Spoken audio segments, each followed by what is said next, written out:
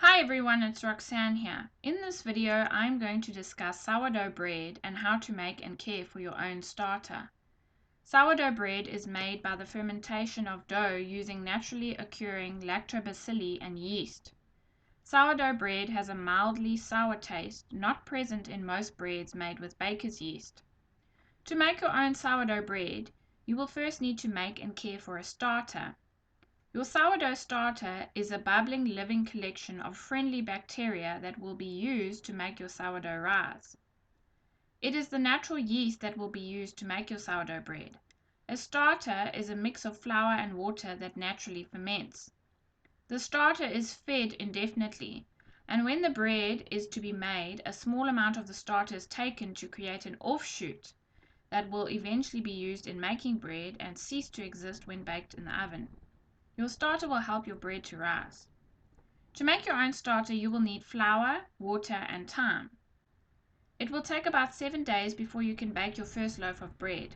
Make sure that the weather is warm for good success.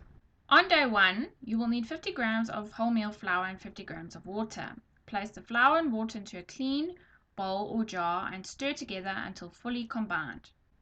Cover with a muslin cloth and leave at room temperature overnight. Day 2.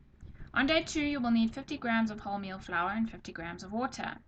To the sourdough starter, add your flour and water and stir until fully combined. Cover and leave at room temperature overnight.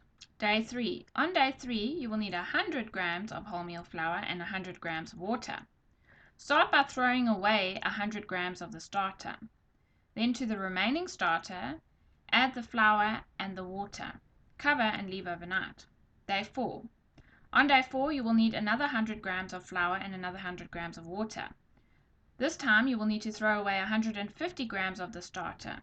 Then to the remaining starter, add the 100 grams of flour and 100 grams of water. Cover and leave overnight. The starter should start to smell pleasantly sour, with small bubbles appearing on the surface. Day 5. On day 5, you will need 150 grams of wholemeal flour and 150 grams of water. Throw away 200 grams of the starter and then add the flour and the water to the remaining starter. Cover again and leave overnight. The starter should appear active and full of bubbles. Day 6. On day 6, you will need 200 grams of wholemeal flour and 200 grams of water. The starter should be quite active now and be full of little bubbles and smell slightly sour. Throw away 250 grams of sourdough starter and then to the remaining starter add the 200 grams of flour and water. Cover once again and leave overnight. Day 7 and onwards. The starter should now be very active and full of bubbles and is now ready to use. At this point, you should start to see the height of your starter rise and fall in the jar predictably each day.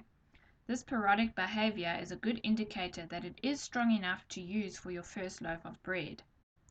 If your starter is still struggling to show vigorous activity, keep refreshing with the same ratio of ingredients for another day or several more until things pick up. This process can sometimes take longer depending on the flour used and the environment, especially if it's cool in your kitchen. Be patient and stick to the schedule, and eventually a stable starter will take hold.